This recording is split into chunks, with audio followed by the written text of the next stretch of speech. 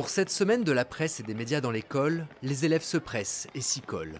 Ce matin, dans ce collège près de Versailles en banlieue parisienne, pas de cours de maths ni d'histoire géo, mais une rencontre avec un journaliste de TV5 Monde.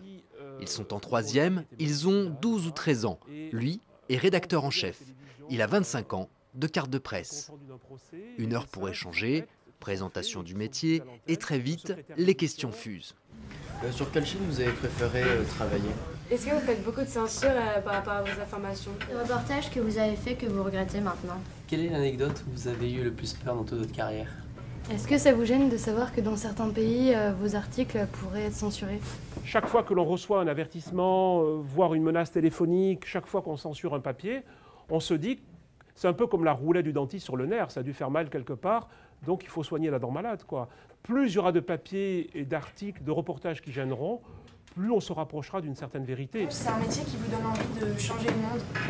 On essaie d'abord de l'expliquer.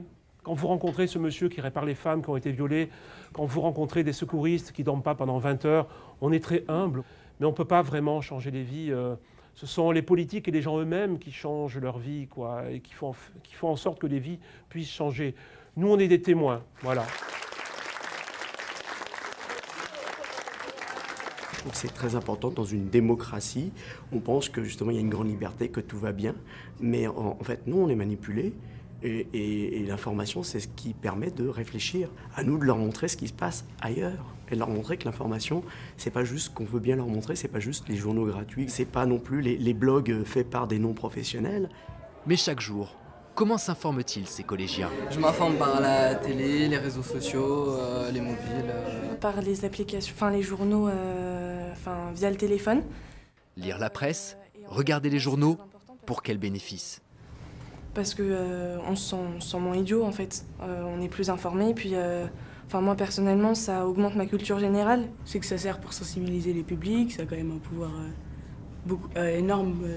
Ça permet de sortir un petit peu de notre monde d'habitude où on s'occupe que de nous.